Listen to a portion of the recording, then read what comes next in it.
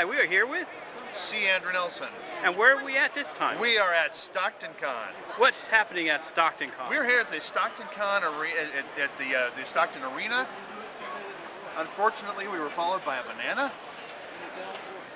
I've been trying to give him the slip all day, but he won't split. No. So, thank you. I'll be here all week. Don't forget to tip your waitress. So, what story do you have to share with us today? Anything interesting that happened at Stockton Con? Oh my gosh, yeah. There's a wonderful organization that does these wheelchairs for children, and they will dress them up with these, these wonderful different looks and things like that, so that these kids can trick or treat on Halloween and things like that. And there's a wonderful young boy named ᴄᴏ, who was the recipient this time of Darth Vader's TIE Fighter. That was the one that was out front when you walk in. Yes, and it's amazing what they did.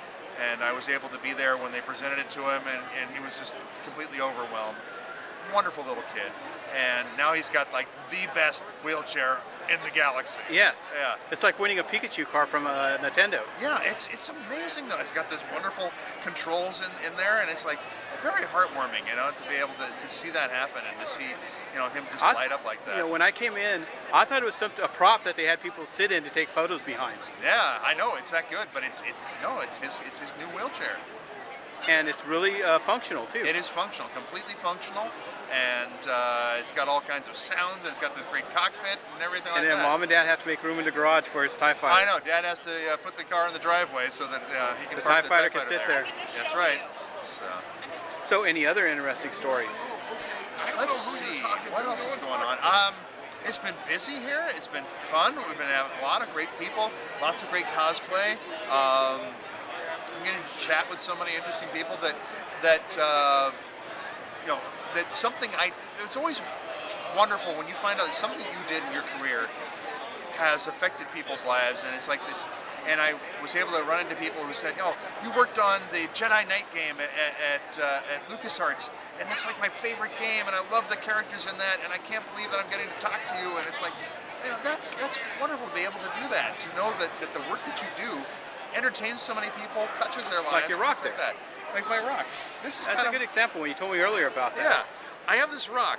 I was at a show in Placerville, and there was a wonderful lady there who brought over a couple of these rocks, with Darth Vader painted on them, and said, "Here, you can have these. Put these on your table." And I said, "Thank you." And then this little boy came over a little bit later, and he's staring at him, and he goes, "What's that?" I said, "Well, it's Darth Vader on a rock there." And he says, "That's nice." I said, "Yes, it is."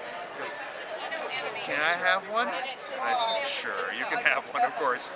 And that's what I love about these conventions. That's why I do these shows, So did you do any panels here? No, I didn't do a panel today, but I did a panel last year, so that's probably why they didn't have me do a panel this year. They didn't have no Star Wars themed panels or something? No, I think I'm the only Star Wars guest here today, but yeah. Last year it was... Other than the closest would be Michael Bell. I didn't mean to interrupt you. Yeah, that's true. He did a little... I was surprised when I saw his picture on his autograph table of him from Star Wars with Carrie Fisher. Oh, yeah. And he's an amazing talent. He is. Yeah. Yeah. It makes you wonder, because how many games and the cartoons. I was surprised to see he did Zan from Zan and Jaina. Oh yeah, I know. He's got a usually great resume. When you hear his voice, usually he does the Duke voice. Mm-hmm. But there's certain voices you go, you did that? Right. I know. It's true. And that's one of the great things about being a voice actor, and that's why I love doing voice acting, is because it doesn't matter what you look like, you can be anything. You can be any character as long as you can come up with a voice for it. And of course, it is voice acting. That's one thing that happens when I do these shows, is I get a lot of people who want to be voice actors, and they come up and they'll say to me, "Oh, you're a voice actor. I do funny voices too." And it's like, well, it's not about funny voices. It's about acting. But you're doing it with a voice. And obviously, he does an incredible job with that. But you get to be lots of different characters that you wouldn't normally get to be if it was on camera, because you don't look like that character. Yeah, because like my friend Kenny wanted to go do, and I go, "Why, Kenny?" He said the same thing, because my friends all say I can do funny voices. Yeah, and that's not going to get you hired. No. He tried it, and it didn't go anywhere. And it's not necessarily even being able to do lots of different voices. I mean, we would all love to be able to be Mel Blanc and do as many voices as Mel could do. But the difference between Mel Blanc and a modern voice actor is Mel Blanc was when it was a virgin territory, and Yes. there were limited people to do so many limited voices. Exactly, yeah. And it was him. He did everything except for Elmer Fudd. That was Arthur Q. Bryan. But everybody else, and then June Foray doing the female voices. But you know, that was incredible. You know, so you know, but you can be a voice actor even if you do one voice, if you do it Like well. Speed Racer. Yeah, exactly. Or you look at somebody like Gilbert Gottfried. He's got the one voice, and he does that one voice, but Very well. But he does multiple characters with that one voice. And in different sounds and pitches. Yes, exactly. That So- make it all interesting. Yeah. As where some people, they just do one, they're just lazy about it. They just want to do one It's voice. true. It's They true. think their one voice is different and it inflects with other characters. Yeah. And you know, there are people that will come to a show like this and they'll say, "Oh yeah, I do voices. Here, I'll do my SpongeBob for you." That's not going to get you hired. You know, you have to be able to do all kinds of. You have to be able to come up with a voice for a new character. It's like when you hear, like I like listening to ᴘᴜ story in Oh, Justice League. Phil's great. When he talks about how he got the voice for Green Lantern. Yes. He looks at it, he goes, I didn't know what to do with that character because these characters are big and tough. And he goes, I'm looking at it and I go, the only thing I can see to do with it is he's got a big barrel of a chest and it should reverberate inside. Yeah. And that's what got him the job, is that he looked Yeah. at the character design and he realized that it had to be this way. Phil's a great guy. I love Phil, and the other thing is he has an incredible range. He's a really, really good voice actor, and just one of the nicest guys you'll ever want to meet. But yeah, and it's true. You'll get thrown crazy stuff. I mean, I've had things where it's like somebody say, like, all right, we need you to be a surfer dude octopus, and he's going to sing country western music.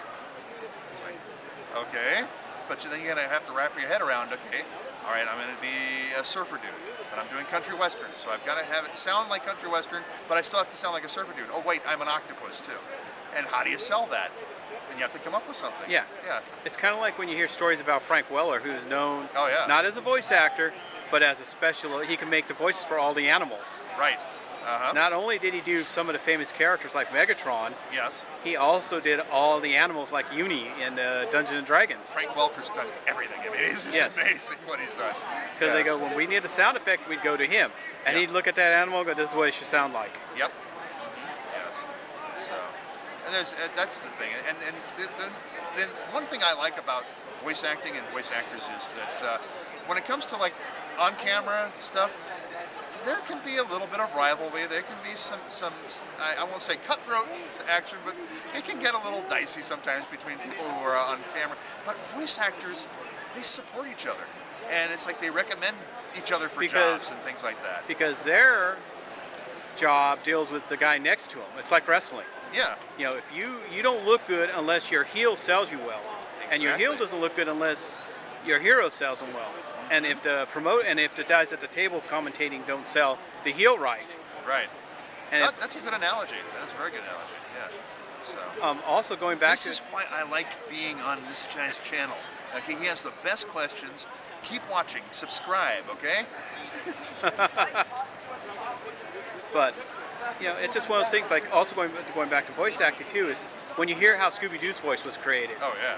It was created because the guy was quitting smoking. Yes. Lots of little things like that. And because all of a sudden it's like you hear this story, you're going, wow, Scooby-Doo's voice is because he had to quit because he had cancer. Yeah. Yeah. It's, you know, that's the wonderful behind-the-scenes stories. Yes. And everything. What so. makes these characters interesting. Right. And when you hear this, you're going, wow, that's surprising. Yeah. Just a little subtle stud stories. Yes. Yeah. But any last words you want to share? Because Well, I just want to say thank you.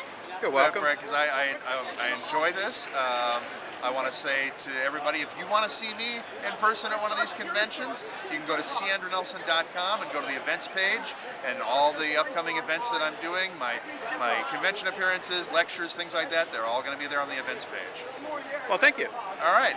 And once again, the Force is strong with you.